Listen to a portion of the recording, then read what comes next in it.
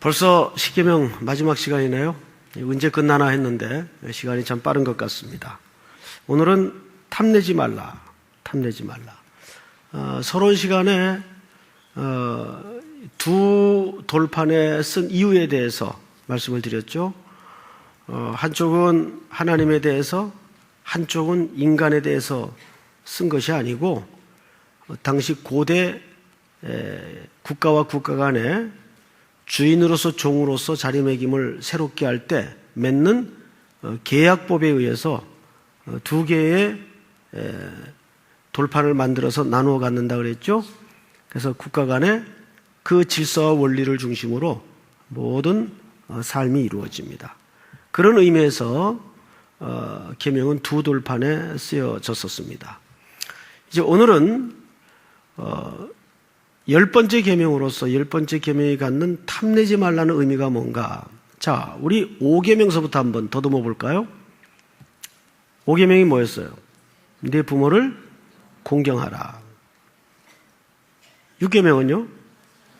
살인하지 말라. 7계명은 간음하지 말라. 8계명은 지난 시간 9계명 거짓 증거하지 말라. 자, 5, 6, 7, 8은 가만히 공통점이 뭐예요? 우리가 행동으로 또 외적으로 드러나서 그것을 제재하고 절제하고 금하도록 한 계명입니다. 거기에 비해서 오늘 마지막 계명이 되는 10번째 계명은 사실은 외적인 계명이 아니고 내적인 계명이에요. 우리의 동기, 마음의 뿌리. 자, 그림 하나를 볼까요?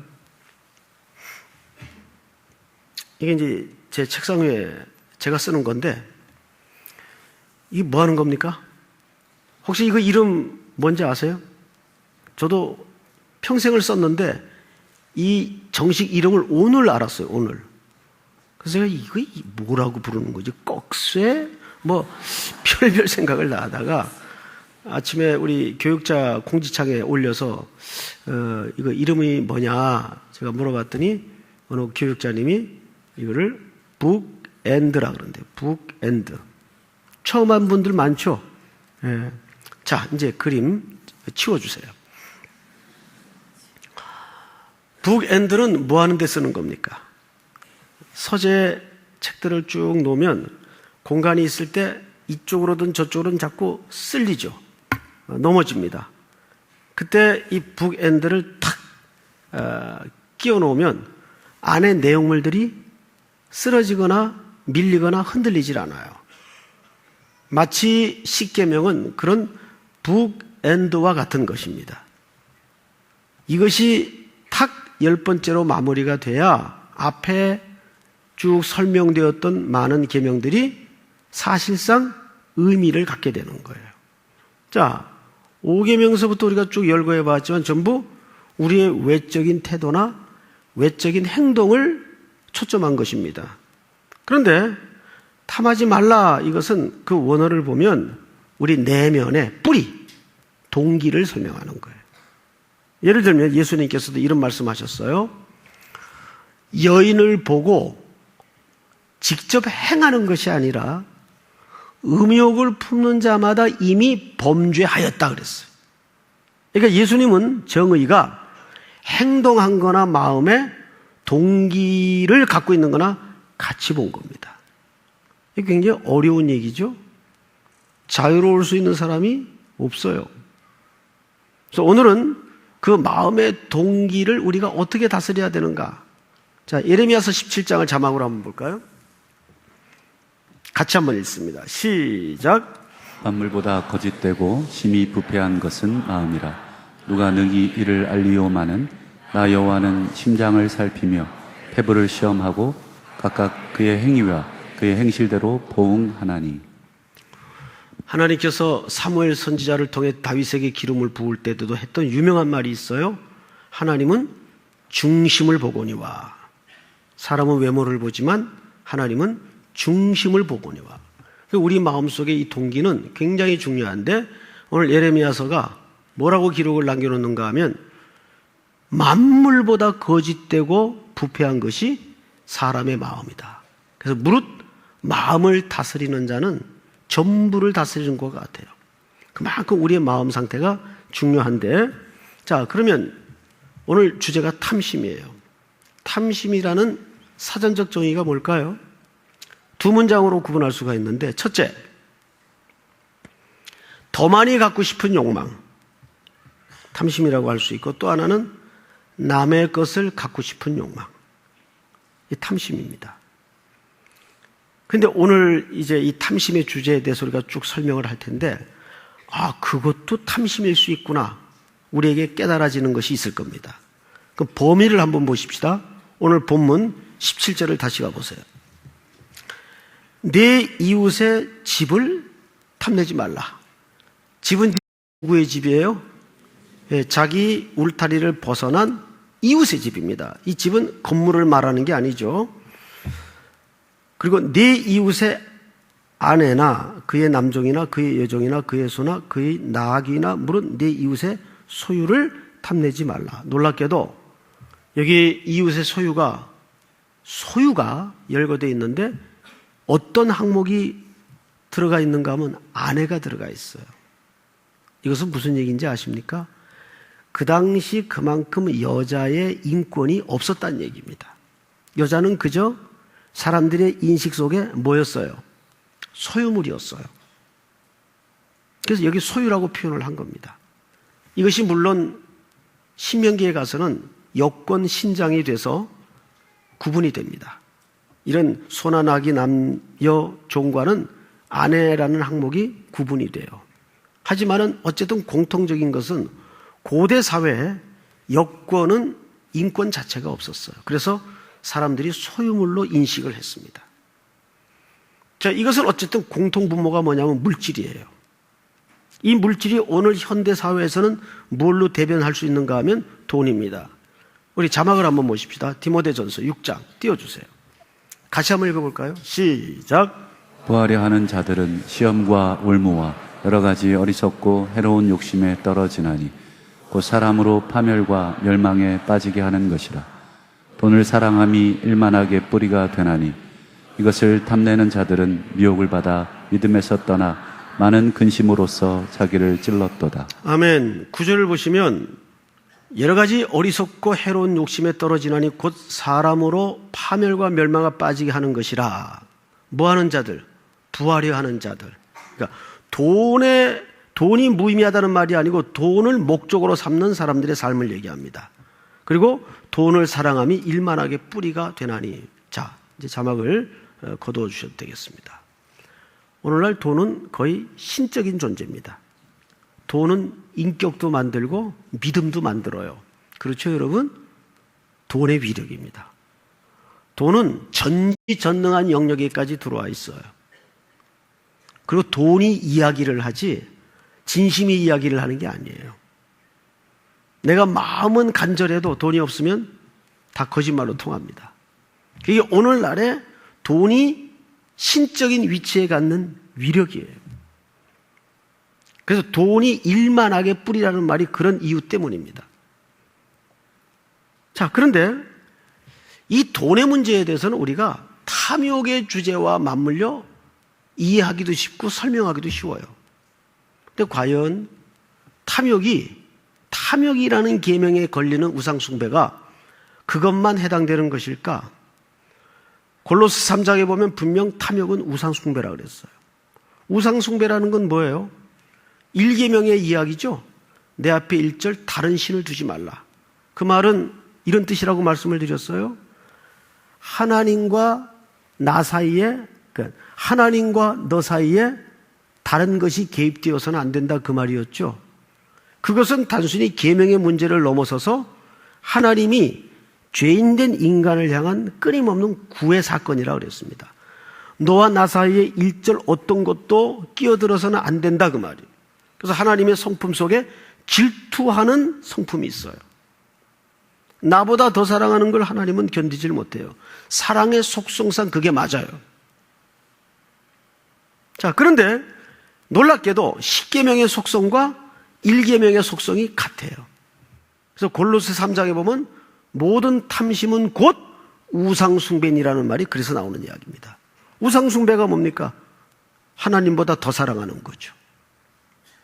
자, 그 얘기를 조금 다른 각도에서 한번 해보겠습니다. 우상숭배는 많은 주제들이 있어요. 지성주의, 이성주의, 우상숭배일 수가 있습니다. 제가 공부하는 학교에 가끔 이제 휴가차 또는 방학 때 한번 가보면 도서관에 10년째 앉아있는 후배들이 가끔 있어요. 그래서 제가 이제 친한 후배니까 툭 치면서 야, 아직도 여기 앉아있으면 어떡하냐. 귀국 안 해? 그러면 한 친구가 그런 얘기를 해요. 선배님, 저는 너무 공부하는 게 행복해요. 너무 공부가 좋아요. 그리고 도서관에서 책에 파묻혀서 공부만 해요. 근데 전작 애들은 학교 갈 등록금도 없고 등록도 못하고 있고 와이프는 접시 닦고 있고 투잡 세잡을 떼어요. 세탁소 가서 또 아르바이트하고. 근데 자기는 도서관에 앉아서 너무 좋대요. 어떻게 생각하세요? 우리 자매들만. 글쎄요. 그건 좀 아니잖아요? 그건 아니죠. 그건 밸런스가 깨진 겁니다. 신학이라는 주제가 선한 학문이지만 신학도 삶을 위한 신학이어야 옳지 않겠어요? 삶으로 연결되는 신학이어야 건강한 신학이 아니겠어요? 그런데 공부 자체가 너무 좋아서 되게 이제 배운 분들이 이 지식이 그렇게 말하자면 우상이 되는 경우가 있어요. 가끔 가다가 TV에 무슨 토론 시간 같은 거 있으면 무슨 몇 분 토론 있지 않습니까? 뭐 사망유의 이런 토론이 있어요. 그러면 어떤 사람은 질문을 하는데 저게 정말 질문을 위한 질문이 아니고 자기의 지식을 아주 나열을 해요. 질문은 없어요, 별로. 나 이 정도 알고 있다. 그거 말하기 위해서 질문하는 사람들이 있어요. 지식을 숭상하는 사람들. 또 이성우월주의. 이 계몽주의 시대에 그런 일들이 폐해가 많았지 않습니까? 여러분, 그러나 신앙이라는 것은 그렇게 단순한 문제가 아니죠. 또 특별히 우리 기독교인들 가운데 벌어질 수 있는 우상숭배가 있어요. 영의 욕과 공명심과 인정받으려는 인정 중독증이 있어요. 욕을 안 먹고 산 사람은 욕 한 번 먹으면 견디질 못해요. 그래서 사람이 정신건강상 적당히 욕을 먹고 사는 게 좋습니다. 정말이 웃을 일이 아니에요. 여러분 요즘 그 베스트셀러가 되어 있는 믿음 받을 수 있는 용기란 책이 있어요. 노란 표지로 되어 있는데 그 책이 아주 재밌게 써져 있습니다. 성경의 한 실례를 드릴게요. 이 영의 욕이 공명심이 얼마나 우상숭배일 수 있는가. 사도행전 5장을 열어보세요.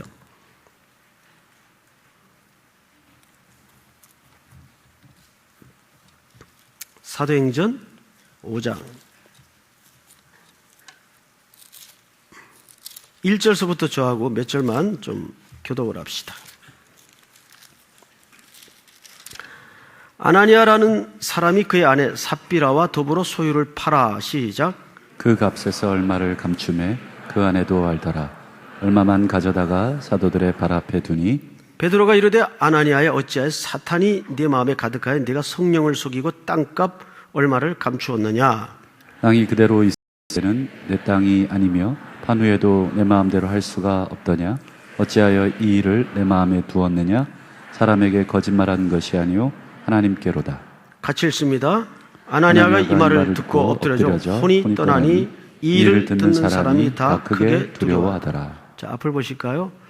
이거는 헌금을 뚱쳐먹은 착복 사건이 아닙니다, 여러분. 그건 표면적인 일이고 여기에는 아주 무서운 메시지가 감춰져 있어요. 이건 초대교회가 한창 부흥하고 있을 때 일어났던 매우 충격적인 사건이었죠. 부부가 몇 시간 사이로 시체가 되어서 떠매어져 나갑니다. 엄청난 사건이었어요. 그것도 교회가 한창 일어나고 있을 때. 그러니까 사탄이 지혜롭죠. 근데 이 사건이 왜 일어난지 아세요? 이 당시는 이렇게 강제 헌금도 없었고 교회에서 헌금을 작정시켜서 거두게 한 그런 때도 아니었습니다. 정말 순수함이 묻어있는 초대교회였어요. 근데 세계 각국에서 온 사람들과 가난한 사람들이 교회로 몰려들기 시작합니다. 교회는 날로 부흥이 되고 뜨거워지고 성령 충만해 있었어요. 아무리 그래도 그 사람들을 다 섬기고 구제하려면 뭐가 필요해요? 돈이 필요해요. 돈이 우상이 되어서는 안 되지만 돈은 필요하잖아요. 교회에서도. 선교하려면 전부 돈이 소용되어서 나가지 않습니까? 그러다 보니까 성도들이 네 것 내 것 가리지 않고 막 내놓기 시작합니다. 사도들의 발 앞에 이것도 좀 갖다 쓰십시오. 저것도 갖다 쓰십시오. 그중에 대표적인 사람이 요셉이라는 사람이 있었어요. 레위족인데 이 사람이 자기 밭을 팔아서 사도들을 발 앞에 둔 겁니다. 이거 어려운 사람들을 위해서 쓰십시오. 그게 초대교회에 굉장한 위로가 되었어요. 그래서 이 헌신이 사도들에게도 성도들에게도 큰 격려가 되어서 그가 별명이 붙죠. 바나바. 바나바는 이름이 아니에요. 원래 그것은 별명이에요. 그 별명의 뜻은 위로의 아들이다 그 뜻이에요. 자, 4장을 한번 보십시다. 36절. 구브로에서 난 레위 족속이 있으니 이름은 요셉이라. 사도들이 일컬어 바나바라 번역하면 위로의 아들이라 하니. 37절 시작. 그가 밭이 있음에 팔아 그 값을 가지고 사도들의 발 앞에 두니라. 아멘. 이것이 교회 지금 구제 사역에 엄청난 은혜가 되었습니다. 성도들에게 모범도 되었고, 그리고 그에게 여러 사도들이 본의 아니게 의도했던 건 아닌데 바나바라는 별명이 붙게 되었어요. 그러니까 분위기가 이렇게 된 거죠. 바나바, 바나바 이렇게 된 거죠. 이렇게 올라간 거예요. 이거를 한 부부가 시기를 합니다. 아나니아와 삽비라입니다. 아나니아는 하나님이 은혜란 뜻이에요. 그리고 삽비라는 아름답다 그 뜻이에요. 물론 이제 경상도 말로는 구매의 여왕, 삽비라. 이건 아니에요, 이거는. 또 고개를 이렇게 하는 사람이 있어가지고. 놀래라. 삽비라. 아름답다는 뜻이에요. 한날은 남편이 들어와서 시무룩합니다. 여보, 당신 표정이 왜 그래? 요즘 교회 요셉 그 친구 그 별명까지 생겼어. 무슨 별명? 전부 다 그 사람만 존경해주고 바나바래, 바나바. 바나바가 돼버렸네? 위로의 왕. 난 뭐야? 그런 존경도 못 받고. 여보, 그럼 우리도 한 건 합시다. 그래, 어떡할까? 우리도 팔어. 그래서 밭을 팔았어요. 실제. 근데 그것을 밭 판 돈을 갖다 드리려니까 한켠 아까운 생각이 들었던 것 같아요. 그런 동기로 시작한 일이 사고가 안 나겠어요? 아까웠던 모양이죠. 일부를 퉁칩니다. 일부를. 근데 성령을 속일 수 있나요? 사도들이 그 사실을 알아요. 이것뿐이냐? 이것뿐입니다. 그런데 네 거짓말은 하나님 앞에 거짓말한 것이다. 그리고 혼이 떠나버리죠.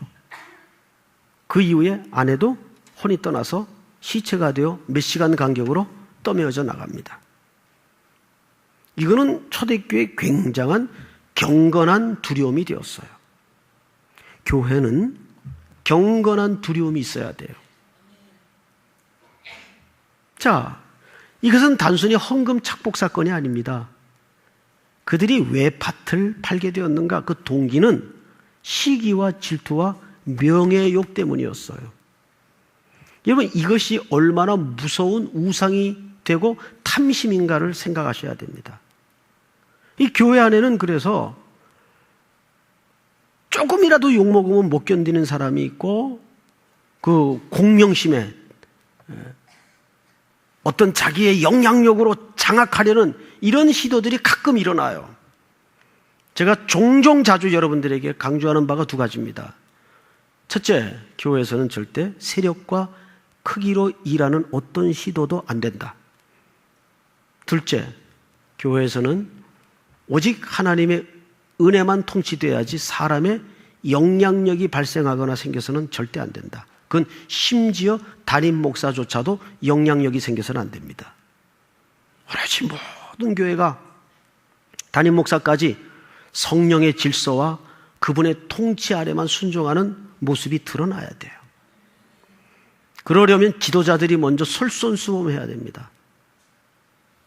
저부터. 이 두 가지를 가장 경계해야 되는데, 그만 교회가 한창 부흥의 일로에 있다 보니까 사단이 그 안에 그런 시기와 질투와 영예욕과 공명심을 탁 던졌는데 아나니아와 삽비라가 걸려든 겁니다. 스펄전이 이런 얘기를 했어요. 누군가 당신을 욕하고 비난하고 어떤 루머로 괴롭히거든 너무 상심하지 마라. 진짜 당신의 모습을 안다면 그 정도로 그치지 않았을 것이다. 제가 그 글을 읽다가 확 위로가 됐어요. 맞아. 응? 맞아, 진짜 그래. 진짜 내 모습을 알았다면 그 정도 욕으로 비난으로 그치지 않았지. 그게 맞습니다, 여러분. 우리는 결국 하나님의 심판 앞에 정직해야 돼요. 하나님의 심판대로라면 전부 사망이에요, 사망.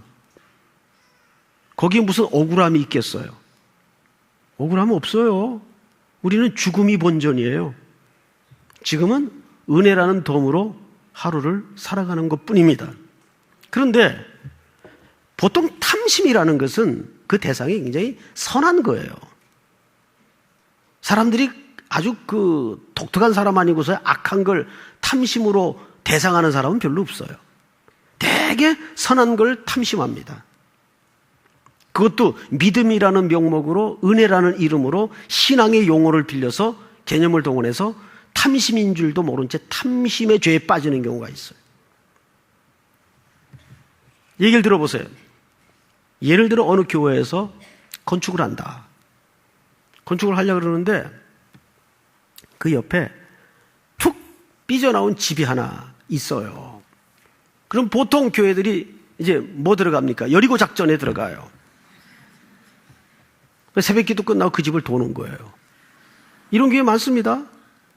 그리고 이제 시간마다 그 집만 넘어오면 건축이 모양도 반듯하고 모든 게 원활하게 집이 지어지겠는데 이게 툭 삐져나와가지고 영 보기도 안 좋고 효용가치도 떨어지고 명분이 얼마나 좋아요? 합리적이에요.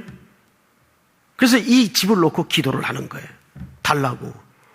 그건 말이 돼요? 남의 잠자리를? 근데 그걸 우리가 보통 믿음이라는 이름으로, 신앙이라는 이름으로 그 짓들을 한국교회가 얼마나 많이 하는지 몰라요. 저도 지금도 철이 없지만 더 철이 없을 때는 그런 기도 했었어요. 얼마나 반성하고 회개하는지 몰랐어요. 제가 그때 얼마나 그 집주인이 진짜 어이가 없었을까. 어이가. 근데 예를 들어서 그 집이 또 교회 무슨 권사님이나 집사님 댁이에요. 그러면 그분은 얼마나 정상적으로 생각을 해도 괴로울까요? 예? 이거 안 내놓자니 믿음 없는 성도가 되는 거고, 내놓자니 딱히 대책은 없는데 괴로운 거예요. 교인들은 맨날 이 집 달라고 기도하고 있는데 나는 이걸 또 움켜쥐고 있자니 교회 앞에 참 면이 안 쓰고 얼마나 괴로워요. 그걸 또 담임 목사님은 공개적으로 자꾸 얘기를 하고 결국은 견딜 수가 없어서 교회에다 팔고 떠나버려요. 교회 안 나가요. 이런 일들이 많아요. 이거 탐심이에요. 여러분, 이 골프장 우리 교회로 넘어오면 대박. 에? 대박. 혹시 저 골프장 놓고 기도하는 사람 있어요?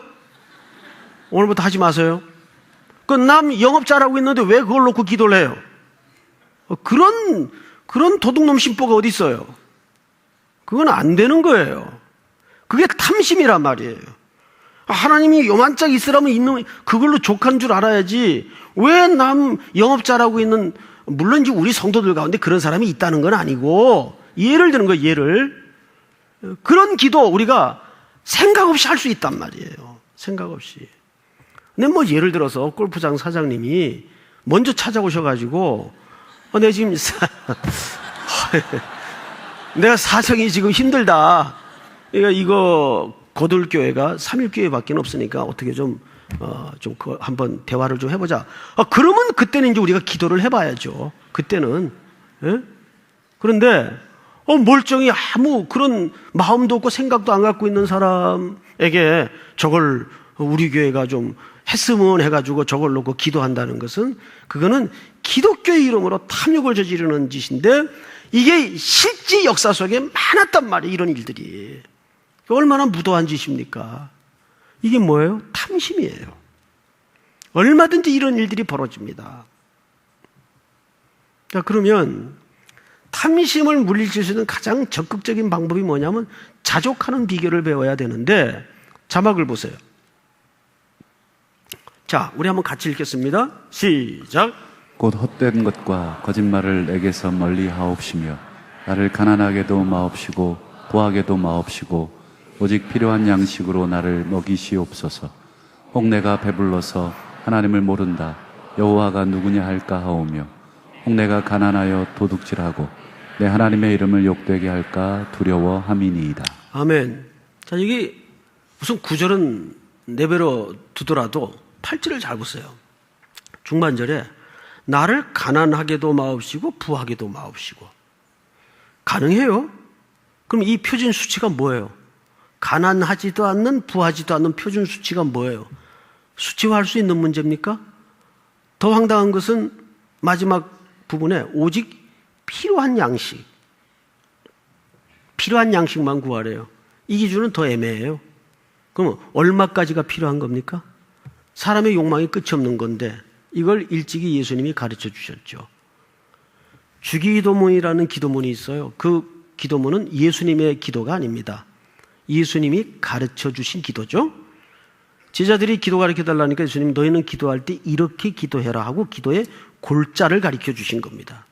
그런데 수미상관법에 의해서 그 주기도문 구조를 보면 가운데쯤 위치하는 문장이 하나 있어요. 그게 오늘날 우리에게 일용할 양식입니다. 일용할 양식. 사실은 주기도문은 일용할 양식이 중심 주제예요. 그 원문을 들여다보면. 자, 그런데 거기에서 일용할 양식이 뭘까요? 오늘 양식일까요? 아닙니다. 원래 히브리 말에 일용할 오늘이라는 말은 시제가 없어요. 그게 과거도 될 수 있고 미래도 될 수 있고 오늘도 될 수 있어요. 그래서 그것을 조금 더 적확하게 번역을 하자면 내일의 양식입니다. 내일의 양식을 주옵시고 이렇게 기도하라고 가르칩니다. 그럼 내일의 양식이 뭘까요? 성경에 딱 한 번 나오죠? 출애굽기에 나옵니다. 매일 만나가 내려요. 근데 그 만나는 오늘밖에 사용이 안 됩니다. 저축해 놔봐야 썩어요.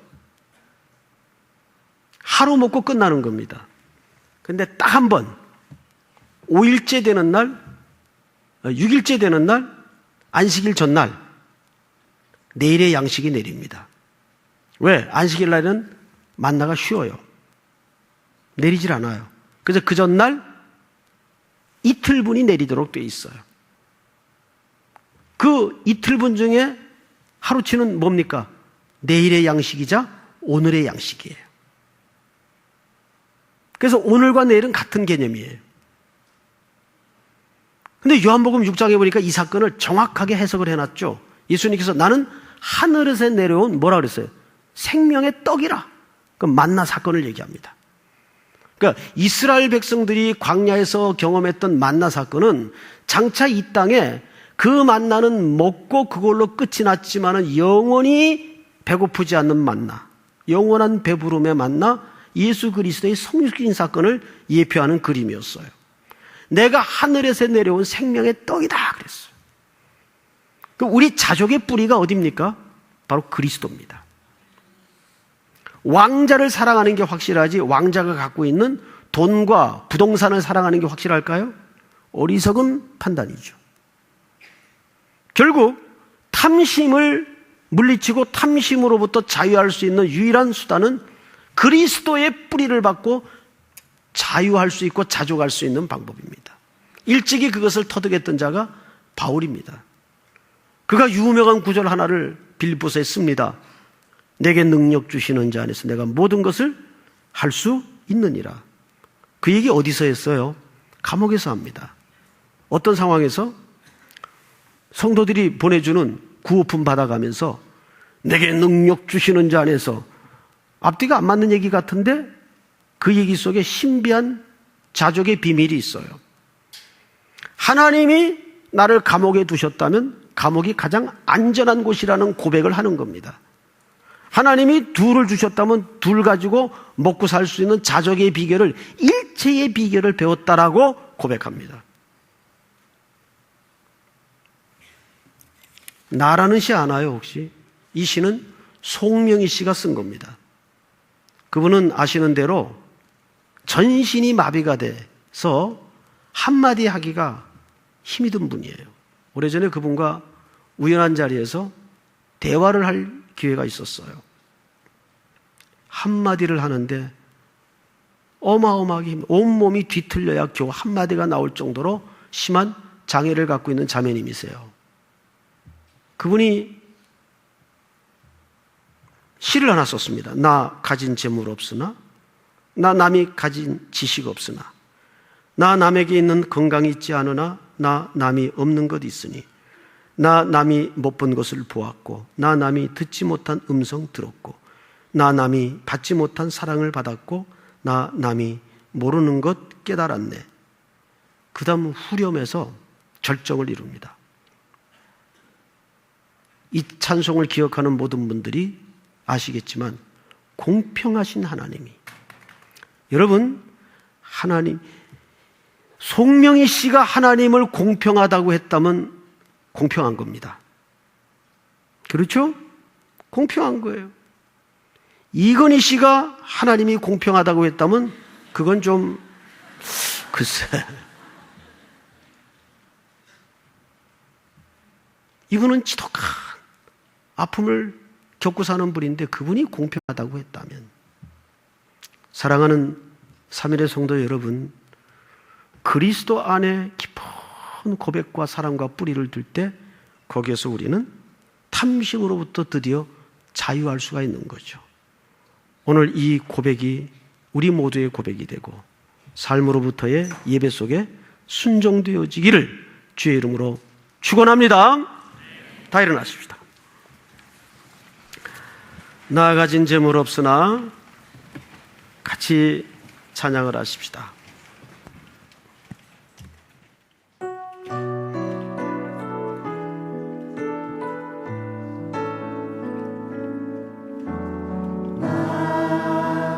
가진 재물 없으나, 나 남이 가진 지식 없으나, 나 남에게 있는 건강 있지 않으나, 나 남이 없는 것 있으니,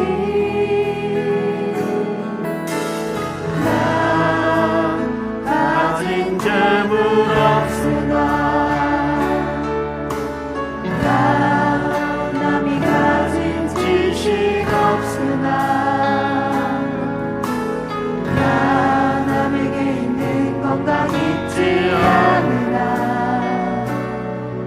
나 남이